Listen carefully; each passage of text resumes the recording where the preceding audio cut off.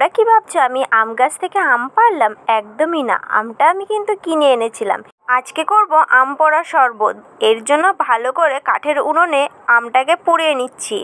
এরপরে ঠান্ডা জলে দিয়ে ভালো করে আমের খোসাটাকে ছাড়িয়ে নেব। তোমরা জানো তো, আমার ছোট্ট একটা পরিবার ছিল। আজ আমার পরিবারটা অনেক বড় হয়ে গেছে। আজ আমার পরিবারে 1000 জনের বেশি সদস্য আছে। সব হয়েছে তোমাদের ভালোবাসায়। তোমাদের সাথে তো কথা বলতে বলতে আমটাকে ছাড়িয়ে নিলাম। এরপরে কুচি কুচি করে আঁটি থেকে মাংসটা বের করে নেব আমের। তোমাদের যদি মিক্সচার মেশিন থাকে তোমরা কিন্তু অবশ্যই আমটাকে ফিনিশ করে নিতে পারো। আমার মিক্সচার মেশিনটা জানো তো খারাপ হয়ে গেছে, এর জন্য আর কিছু করলাম না। এরপরে একটা গোটা লেবু নিয়েছি, গোল গোল করে পিস পিস করে কেটে নেব। ডেকোরেশনের জন্য দেব, আর সঙ্গে লেবুর রস তো দরকারই পড়বে। জানো তো আজ আমি এত খুশি কি বলবো তোমাদের। এরপরে ছোট্ট একটা হামল দিস্তায় পুদিনা পাতাগুলো ছিঁড়ে ওতে থেতো করে নেব।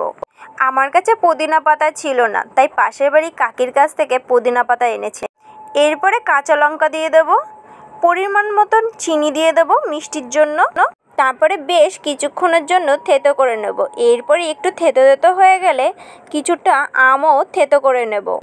আমটা অনেকটা জেলির মতন লাগছে। আমি কিন্তু পুরো আমটা থেতো করিনি, কিছুটা আম গোটা গোটাও টাইপেরও রেখেছি।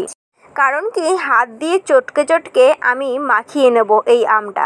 এরপরে এর সঙ্গে দিয়ে দিলাম জলজিরা।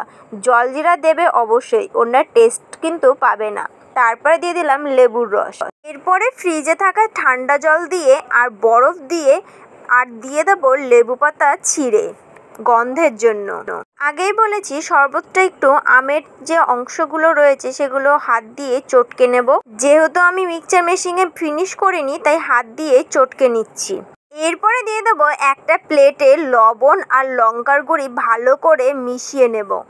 3টে কাঁচের গ্লাস নিয়েছি, কারণ কি আমরা 3 বোন মিলেই খাবো এই শরবতটা। এরপরে প্রতিটা কাঁচের গ্লাসের মুখে লেবুর রস মাখিয়ে দেবো। এই গরমে যে কোনো শরবত খেতে তো আমার বেশ ভালোই লাগে। তোমাদের কাছে কেমন লাগে অবশ্যই কিন্তু কমেন্ট করো। এরপরে লবণ আর লঙ্কার গুঁড়ি যেটা মিশিয়ে রেখেছিলাম গ্লাসের মুখে দিয়ে দেব। 3টে গ্লাসেই লেবু দিয়ে ডেকোরেশন করে দেব, যে পিস পিস করে রেখেছিলাম লেবুগুলো। এরপরে প্রতিটা গ্লাসে বরফের টুকরোগুলো দিয়ে দেব। তারপরে দিয়ে দেব শরবত।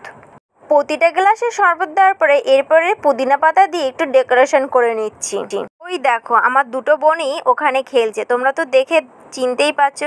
তো আজকের এই রেসিপিটি তোমাদের কাছে কেমন লাগলো আমাকে কিন্তু অবশ্যই কমেন্ট করো। আর যদি ভালো লাগে আমার চ্যানেলটিকে সাবস্ক্রাইব করে যেও বন্ধুরা। চলো এবার তাহলে খেয়ে দেখা যাক। এই গরমে শরবত খেয়ে যেমন মনটা খুশি, সেরকম জীবনটাও ঠান্ডা হয়ে গেল। আজকের জন্য টাটা।